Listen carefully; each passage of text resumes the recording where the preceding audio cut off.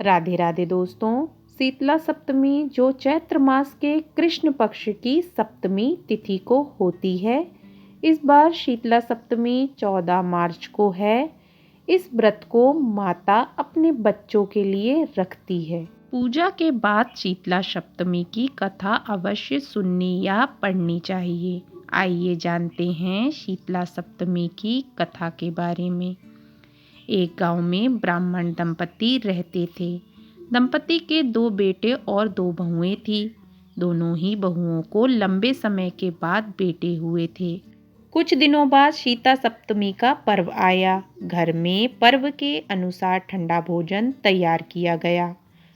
दोनों बहुओं के मन में विचार आया कि यदि हम ठंडा भोजन कर लेंगी तो हमारे बेटे बीमार हो जाएंगे। अभी वह बहुत छोटे हैं। इस कुविचार के कारण दोनों बहुओं ने तो पशुओं के दाने तैयार करने वाले बर्तन में चुपचाप 2 बाटी तैयार कर ली। सास बहू शीतला माता की पूजा करके आई। शीतला माता की कथा सुनी। बाद में सास तो शीतला माता के भजन करने के लिए बैठ गई, परंतु दोनों बहुएं बच्चे के रोने का बहाना बनाकर घर आई। दाने के बर्तन में गरम गरम रोटला निकाले, चूरमा किया और भर पेट खा लिया। सास ने घर आने पर बहुओं से भोजन करने के लिए कहा। बहुएं ठंडा भोजन करने का दिखावा करके घर का काम में लग गई। सास ने कहा, बच्चे कब से सोए हुए हैं, उन्हें जगाकर भोजन करा दो।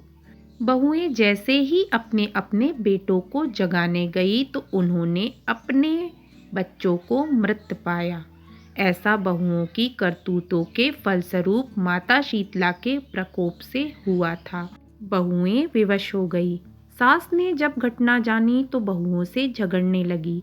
सास बोली कि तुम दोनों ने अपने बेटों की बदौलत माता शीतला की अवहेलना की है, इसलिए अपने घर से निकल जाओ और अपने बेटों को जिंदा तथा स्वस्थ लेकर ही घर पर पैर रखना।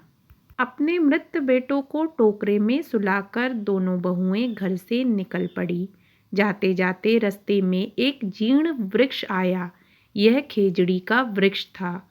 इसके नीचे ओरी और शीतला 2 बहनें बैठी हुई थी। दोनों के बालों में बहुत ज़्यादा जूं थी। बहुओं ने थकान का अनुभव किया और वह भी पेड़ के नीचे बैठ गई। दोनों बहुएं ओरी और शीतला के पास आकर बैठी। उन दोनों ने शीतला और ओरी के बालों से खूब जूं निकाली। जुओं का नाश होने से ओरी और शीतला ने अपने मस्तक में शीतलता का अनुभव किया। कहा, तुम दोनों हमारे मस्तक को शीतल तथा ठंडा किया है, वैसे ही तुम्हें पेट की शांति मिले। दोनों बहुएं एक साथ बोली, पेट का दिया हुआ ही लेकर हम मारी मारी भटकती हैं, परंतु शीतला माता के दर्शन नहीं हुए। शीतला माता ने कहा कि तुम दोनों पापिन हो, दुष्ट हो, दुराचारनी हो। तुम्हारा मुंह देखने लायक नहीं है।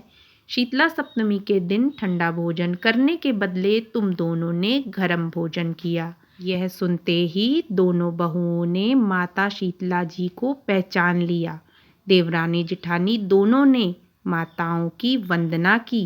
गिड़गिड़ाते हुए कहा कि हम तो भोली भाली हैं, अनजाने में गरम खाना खा लिया। आपके प्रभाव को हम नहीं जानते थे। हम आप दोनों से क्षमा मांगते हैं। पुनः ऐसा दुष्कृत्य हम कभी नहीं करेंगे। उनके पश्चाताप भरे वचनों को सुनकर दोनों माताएं प्रसन्न हुई। शीतला माता ने मृतक बालकों को जीवित कर दिया। तब बहुएं आनंद से दोनों बच्चों को लेकर पुनः गांव लौट आई। गांव के लोगों ने जाना कि दोनों बहुओं को माता शीतला के साक्षात दर्शन हुए हैं। बहुओं ने गांव वालों को बताया, ओरी और शीतला 2 कन्या के रूप में माता ने हमें दर्शन दिया है। गांव वालों ने बहुओं का धूमधाम से स्वागत किया तथा गांव में प्रवेश करवाया। बहुओं ने कहा, हम गांव में माता शीतला का मंदिर का निर्माण करवाएंगी तथा चैत्र महीने में शीतला सप्तमी के दिन मात्र ठंडा खाना ही खाएंगी।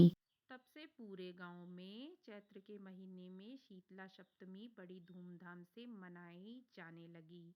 हम भी शीतला माता से प्रार्थना करते हैं कि जिस प्रकार शीतला माता ने बहुओं पर अपनी कृपा दृष्टि की, वैसे ही हम सब पे कृपा करें। जय शीतला माता, जय श्री कृष्ण।